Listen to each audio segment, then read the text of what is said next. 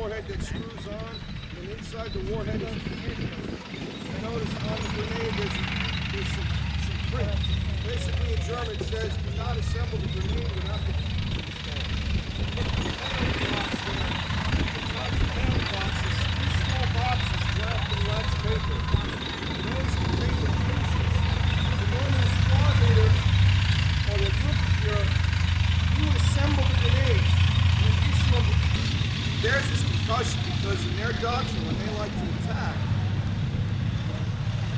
34's primary weapon is primarily engaging targets. The riflemen are covering it with their 5-round bolt-action Mauser. Gruppenführer sends his commands, they start moving, they're going to get in close, throw those grenades. Why are they concussion? Because they can safely stand out of the minimum blast radius. Those grenades are going to go off. What's going to happen? It's going to cause your brain to shift in your head. It's going to incapacitate us, and they're right behind us to take us out. And they're also experimenting with sleeves that will go over, that will cause fragmentation. Six of the heads and wrap it around a grenade. And this they would try to throw at the back of the tank just to cause the engine to go on fire. Don't worry about penetrating armor. Once you've seen these tanks go up, once they go up, crew's got to get out. The same way, very awkward. Another thing when it goes is this vehicle made they'll take a grenade and they'll tie it to a jerry can. They move the engine forward. Just like that one there. But just back, so you know, if you ever see a jerry can with a white cross on it, what does it mean? That opened up the back. It's water. Extra feet, so if you see one, grab it. The ultimate version of Everybody's water. Carry 30 to the back. They'll definitely throw that on the back. Pacific Theater, even in the European theater, a lot of people don't realize they and it's like a Roman candle. Next thing is that ramp made life a lot easier. This is an anti-vehicle mine. It takes over 200 pounds of pressure to set it off. This is going to take out your half track. What they also like to use for it too is anti-armor. You'll have what they call Panzerjäger, which is tank hunter. He's going to get in close. Let's say this is an American Sherman driving by. He'll be in a spider hole undercover. He'll sneak out, throw it on top of the track, and the track runs over and boom. Or they'll even try to toss it like a dish. These mines too, if you put two under the back of the turret, it'll blow that turret off. We had reports from the eastern front of the Russian KV-2. It's a tremendous tank. The turret was designed by the Russians for bunker busting. The turret looks like a huge box. They've had instances where they were able to blow those turrets off. And one of the reasons being that Tarawa is an atoll. You guys all been trained on mine. They like to put that shoe mine under this mine. It's activated. So when you clear the road, all right, I got this mine sergeant, as soon as you deactivate the pressure plate on the mine, once you pull that, it's going to go up. So just be careful. That boat would get up to the area of that atoll, which could be anywhere from most of a mile to a couple hundred yards of the shore. This is a standard two-man, it's a Thorson D2. It's a man pack. It's carried by 2 men. Radio operator carries the battery, and his assistant carries the radio in front of him. Now you're already under enemy fire, machine gun fire, division, company, and platoon level. If you see that, you'll see a radio operator. See on his uniform, he's got a disc with one of those lights. They said, yeah, we said you do the crawl, you cup your hands. They would get the gun set, so you go forward. so they get it up quick to the altitude that they needed. And the angle that they needed, they set the altitude track shoes. Deflection. And then from there, when they would engage, it was just slow movements because but those tracks if are you're not, shooting at those 10,000 track shoes are feet, not on there. 10,000 They go feet, swimming right high. now. If you make a big movement, You the don't know how bullet to will do the drop swim. 20, That was 30 back in feet. the 70s. So they would just adjust it You were just a and- glimmer. until you would start to see impacts, and then they would keep. So those track shoes are in storage right now. We don't have them Because on the there aircraft right are changing now altitude too, because to avoid they would be too aggressive on our concrete floor. They would be too aggressive on our blacktop. So we have taken them off and replaced them with those rectangular track shoes so we can propel it and demonstrate it for you on land. Being just that like there we was did 12 today. of these in a battery, This vehicle actually there's a lot of was lead used in the thrown in water the by sky. the previous owner, a gentleman by the name of Kevin Crumb. nobody would really know who shot them down. Kevin unfortunately had an untimely end but he was are going to demonstrate. I'm not sure. I guess they're going to come out more into the center of the field. Don't know. We'll see. But they are going to. Their trained troops are going to demonstrate for you a mortar firing, and machine gun firing, I believe. And also, they were talking about a bazooka. So all those things are employed. I had mentioned earlier, more than 20, 25 people. We put them in one of our, and we go out. We leave our museum grounds and we turn left and we head to what we hope to configure. We made it on the schedule and we would love to. Before that, I started with French and Indian War with my yeah, I was trying to do the same fucking thing you're doing.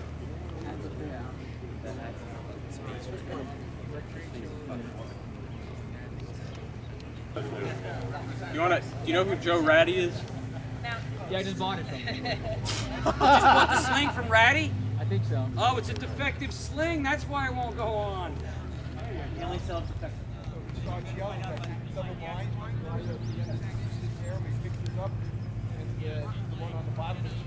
you doing? Then they were showing you that the beautiful ones You get the 40 glasses on it too. Hide the fall. like the wooden box. It's still normal.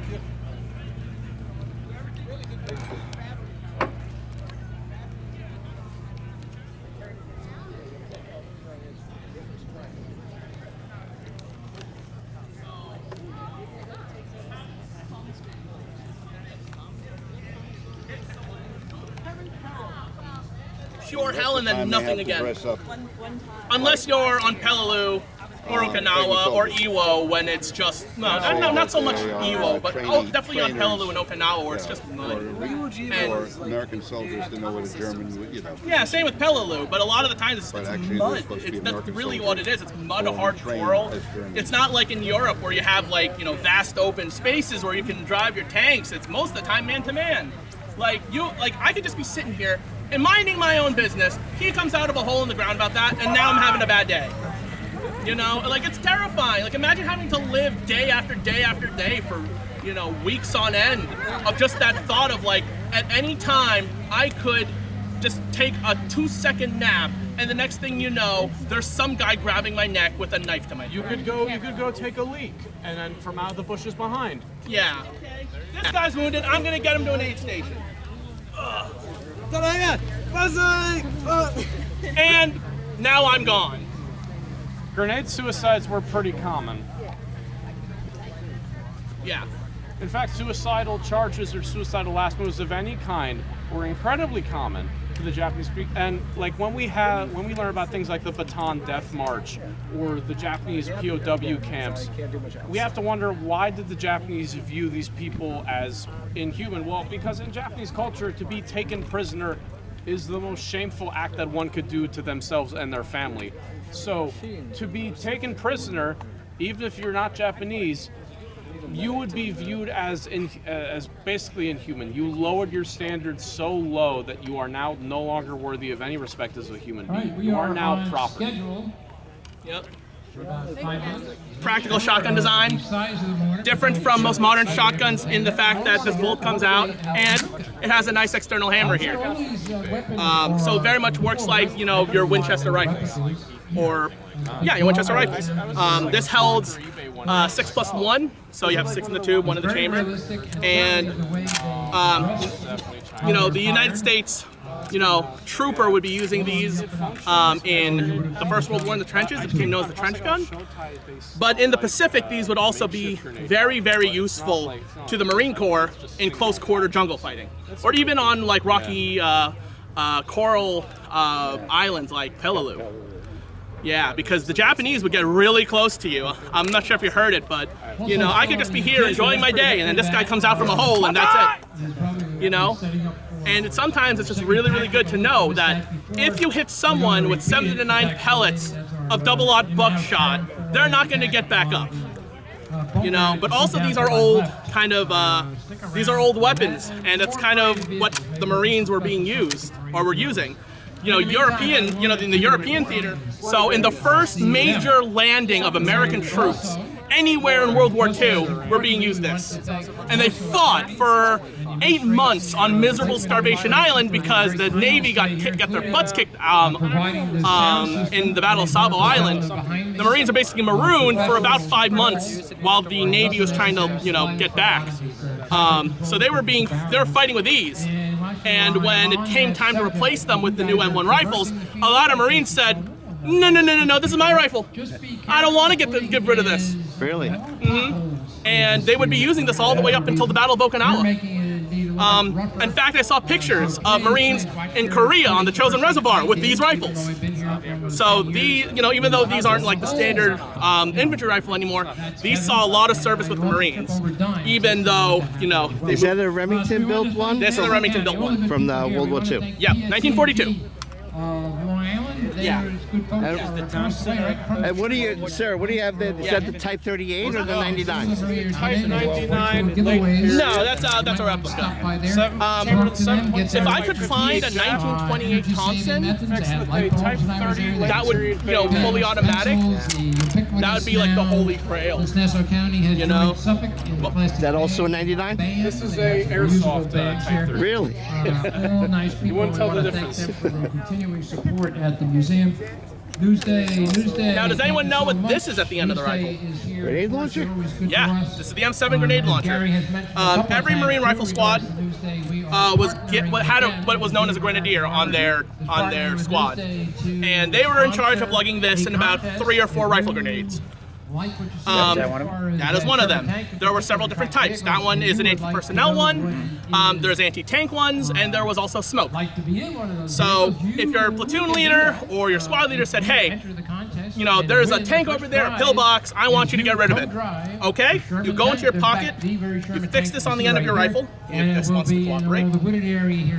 You would eject, if you had rifle rounds in here, you would eject the rifle rounds because bullets and explosives don't like to mix.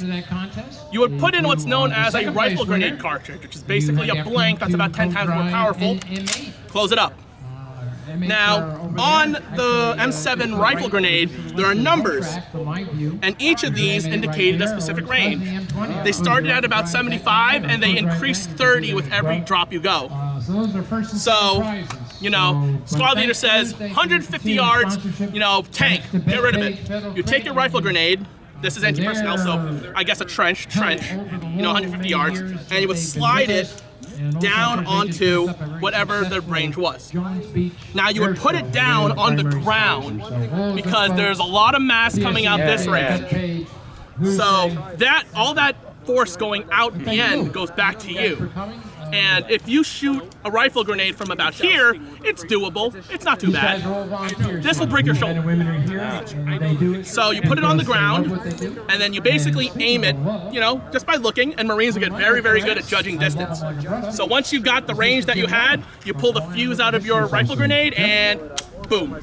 This thing would fly off and destroy whatever it is you're aiming at. Was there a special cartridge for using? A rifle grenade cartridge. A rifle grenade cartridge. Yeah, a blank basically, but more powerful. Do you know how the gas was just straight? The gas from the shooting the cartridge would just blow the grenade, or was it like some blood off?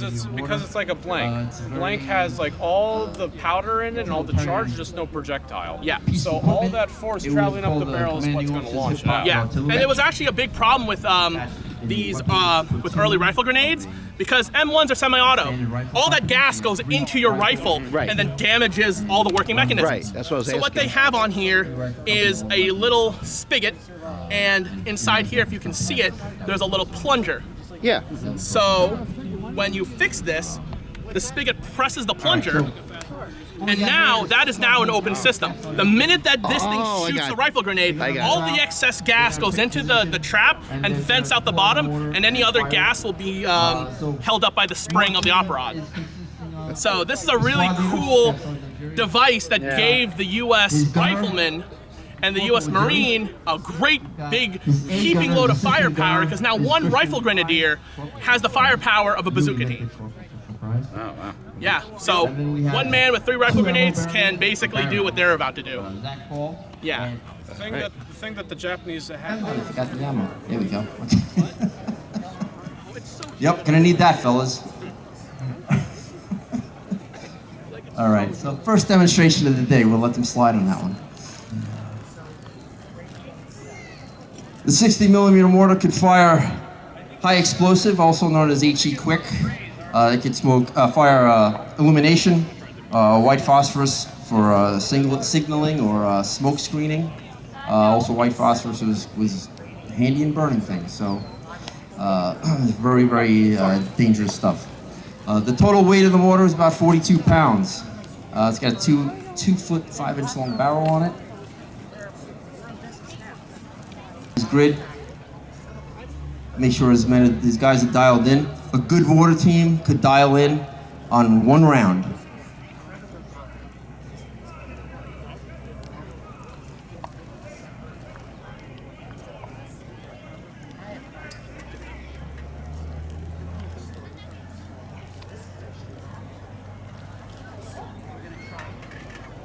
So you just call for 3 rounds of HE with a charge 2. That means they want two booster charges on there. So.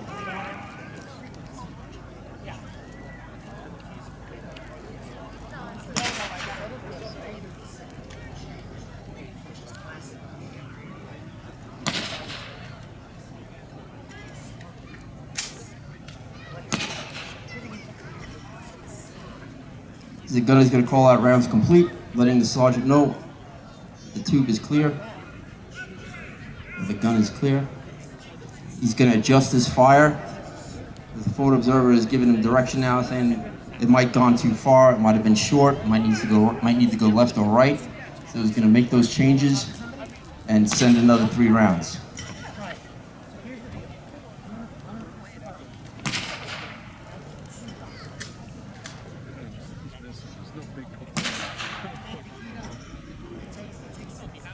Once again, those rounds are complete. The photo observer is going to acknowledge the damage done. And they're going to move out for the next fire mission. So, in a company, like I said, you have a mortar section. You have 2 mortars. I'm sorry, my mistake. You have 3 mortars, all right? So that's a 2-man headquarters section. For those who want a cold drink and hot food, it's available down in the village. I think you walk by the canteen truck that's serving. Feel free, and don't forget the various PXs that are here, offering mementos of your tent over by the church. Half-track rides continue all afternoon. That's over on the other side of the field over here by those blue and green tents. That's an experience you don't forget. Same chassis and same type assault gun chassis, and they installed a longer barrel version of that same 75mm gun. Generally speaking, if you increase probably equivalent to 50 caliber machine gun. My German is terrible, admittedly. We have a very nice woman here. Then we can get into once we get off the squad. We can go into Oh yeah, I wasn't thinking history. I was thinking the actual weapon itself. That's where I get fuzzy. I remember, but I don't come to a lot of information. But no. 1,000 yards, spent 300 a minute, right? That's about 15. Roughly, like my expected yard range is about 1,500. About 600 to 800. Yeah.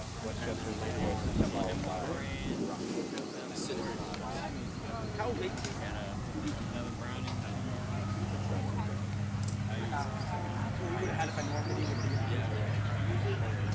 But they still had with. No, I got head back tomorrow.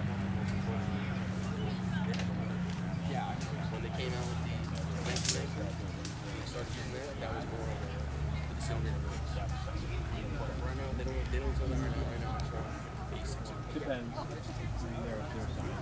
doesn't matter, honestly. The whole thing was no, I always guarantee no, because I know it doesn't look like that. I'm not going to be, I mean, whoever's got these short squats, they're going to assault along the back of the we're going to line up about 5 2 should be geared up and ready just before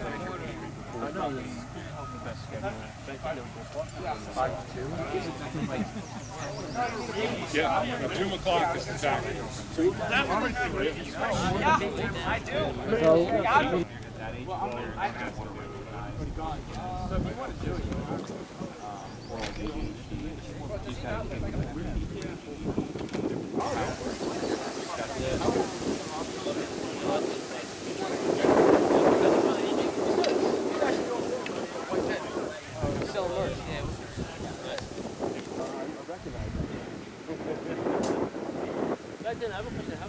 That, by the way, is Miss Rosie the Riveter. When the menfolk were away in World War II, really, we say at the museum, we have a saying, we have a mantra from our founder, Mr. Lawrence Kadish. He says, World War II still matters. And sure, conflict ended, the fighting ended almost 80 years ago, 75, 80 years ago, but the ramifications of World War II are still with us, so World War II still does matter.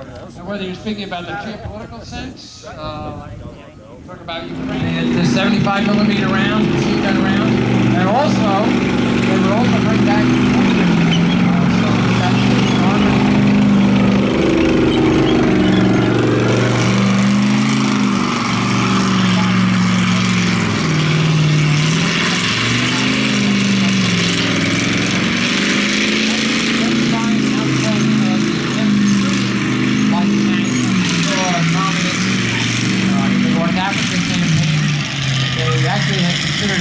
this guy a version of the M3, but it's so radically different. The engine is entirely different. The M3 had a radio engine. This has the armor is more explosive. Really, very similar to appearance, but a very similar weapon to this, almost identical. How does it differ freedom?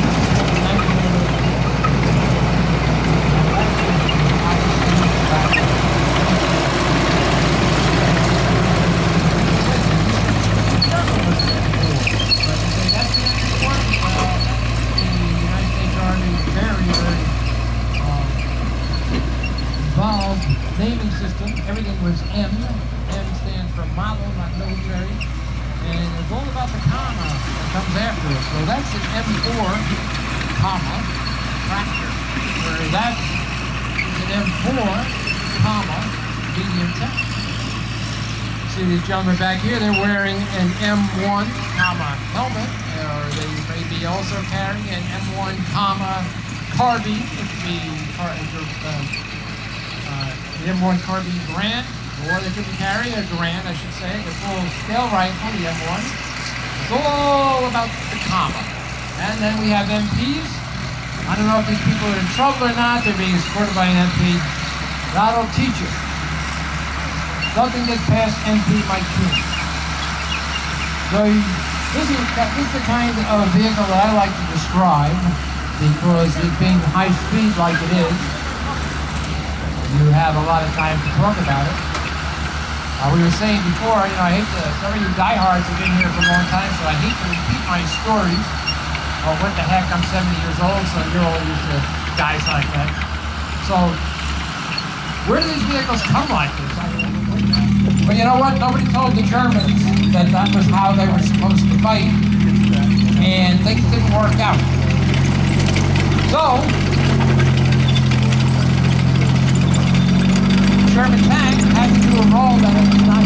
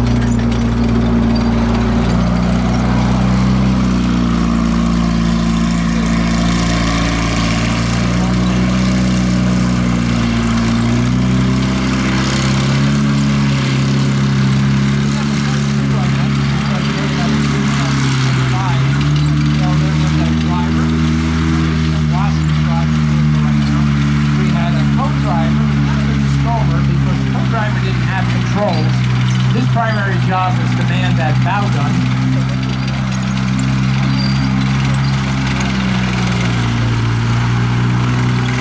Done by one of our veterans who was here with us last year, Canadian gunner.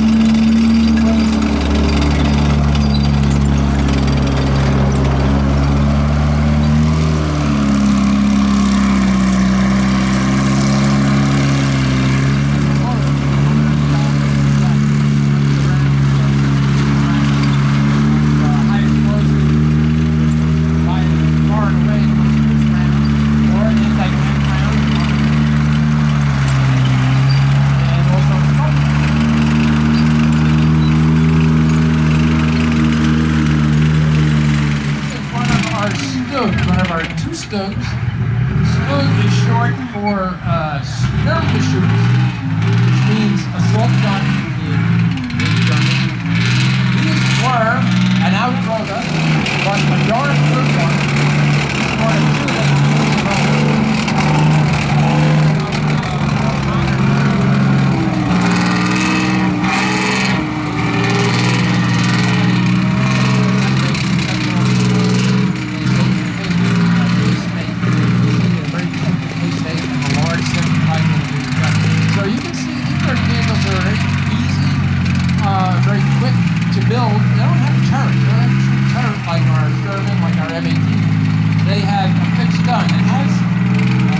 traverse left to right and full elevation, but it doesn't have the flexibility of the true tank.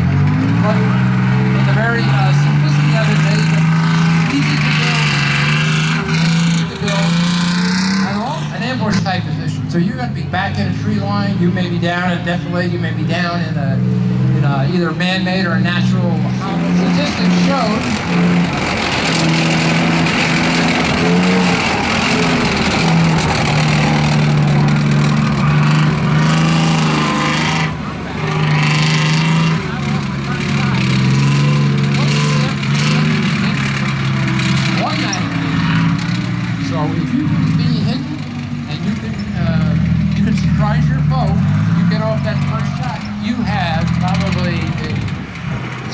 Chance of winning that engagement.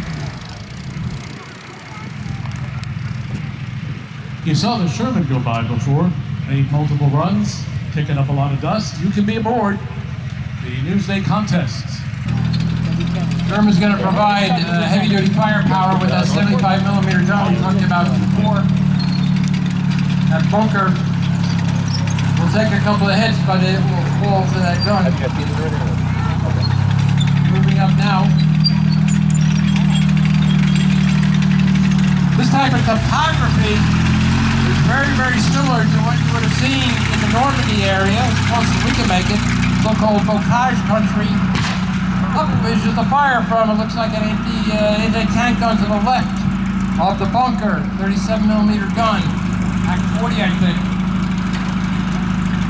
German's training its gun on that bunker. All right, that took a toll, that 37mm gun. Sounds like. Okay, that's moving up. That's got that big 76mm gun. Sherman is on fire. You're going to see the crew will be bailing out, so two vehicles are coming in to cover that crew. And they can get up front.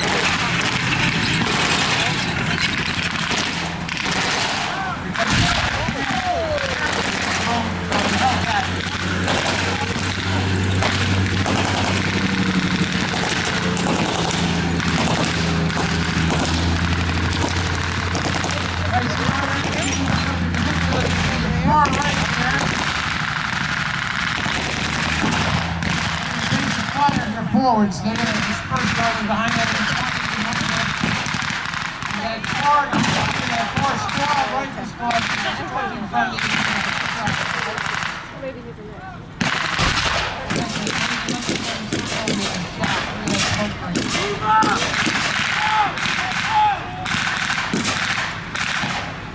yeah, the shell was ejected from the helicopter.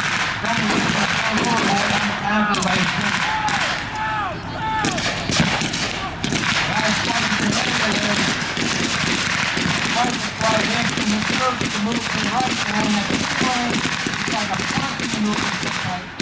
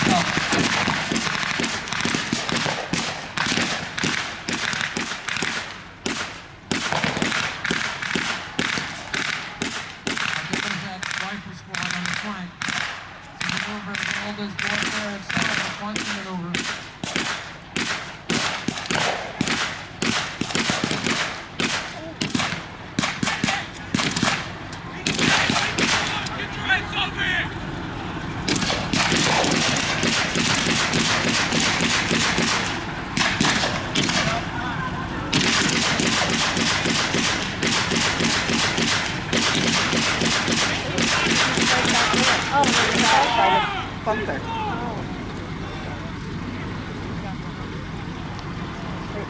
Yeah.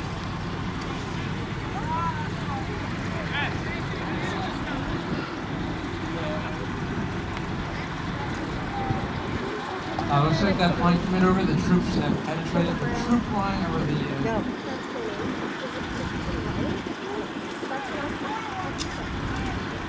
It's like the bunker is in sweater. safe hands. We'll be looking through there for prisoners, survivors, probably papers, documents, maps, anything that might be of further use to intelligence, American intelligence.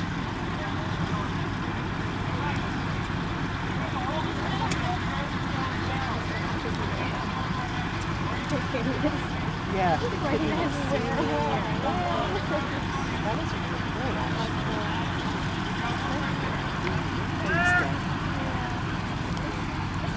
It's really a funny point. It really is. Yeah. This guy's like, can I get up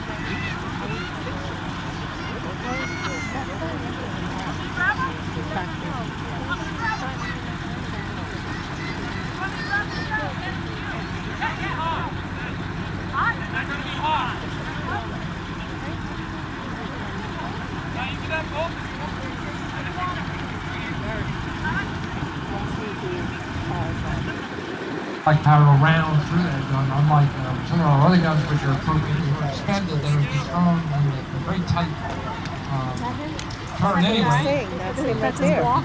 That's him. So he went over back there and we're using those shells over and over again.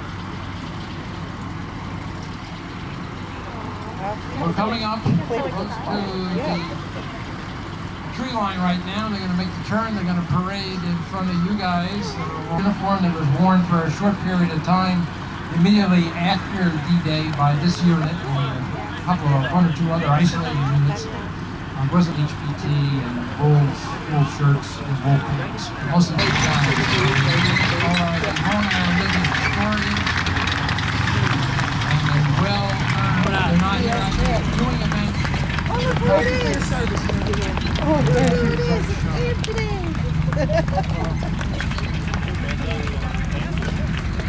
If you would like to be one of these men, I don't know about you. I don't know about you. their tent is right there. Right opposite.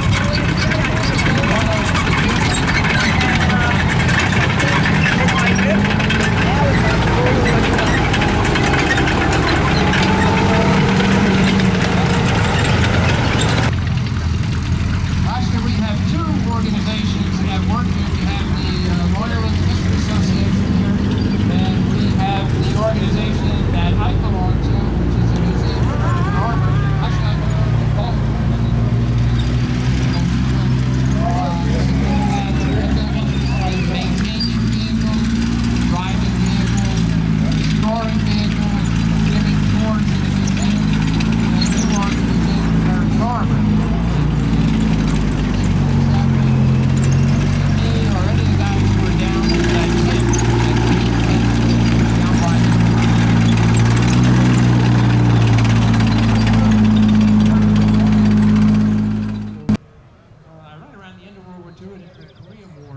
the expanses of airfields are so large, it's the king of the off-road vehicles. He runs anything from fire engines, he can go to Jeeps.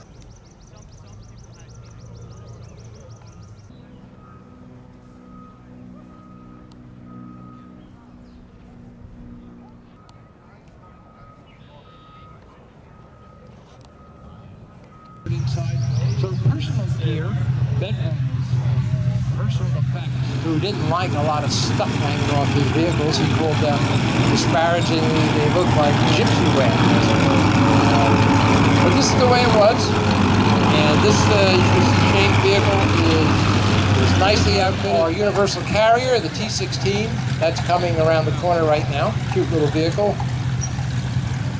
This is the last of the breed of the universal carriers, which started out as so-called Bren carrier, a very small vehicle, and grew and grew and grew, like so many military projects do. This one was built right here in the United States. It's called the T16. It was built by Ford Motor Company. It's also built by Ford in Canada, Research Technical Parking Space. You see off to the right, the driver there sitting to the right, is the British Commonwealth vehicle, the driver to the right. That's kind of the half-track idea. A bit different. Maybe later on we can explain it to you guys what those types of two types of half-track. Here's another half-track.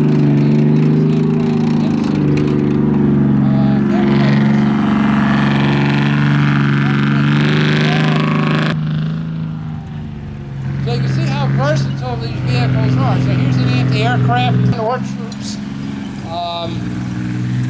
They also perform duties like ambulance. Now here's a different spin on the half-track. This is a German Hanomag, an STKFV 251. Look at the longer track on it. A heavier vehicle. Here's our Sturmgeschütz, the tank killer.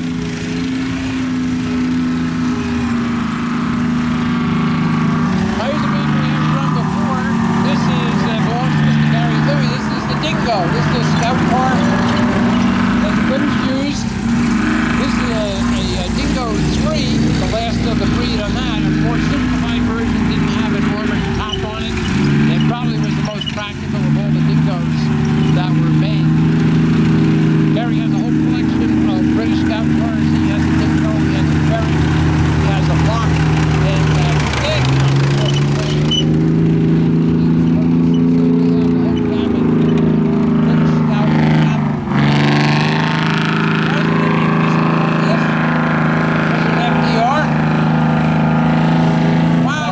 To the left there is for the Bren gun. Here comes our Hellcat, our M18 Hellcat. Beautifully restored vehicle, well-tuned vehicle. You saw that the way it fired that gun before, that big 76mm gun. Very, very fast vehicle. And away they go in a cloud of dust.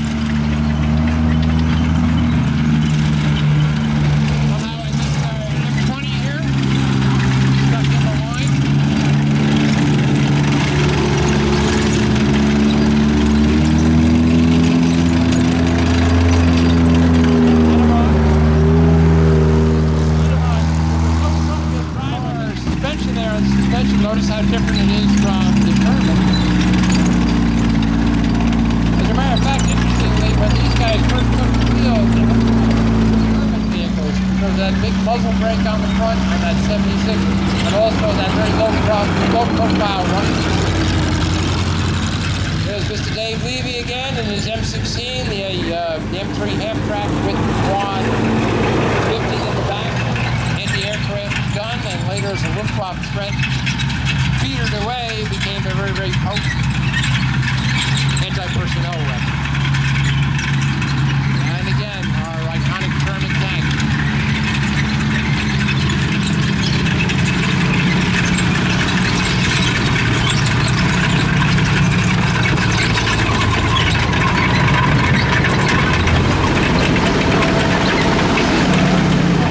Universal carrier is, that's pretty cool. Again, our M8, so these are another scout type vehicle. different approach from the dingo we saw before. Again, remember, originally designed as a tank killer. By the time it took the field, armaments and armor were progressing so very, very quickly that the gun that was designed to kill German armor was really ineffective. But, on the other hand, it was still used as very effectively as a reconnaissance scout vehicle.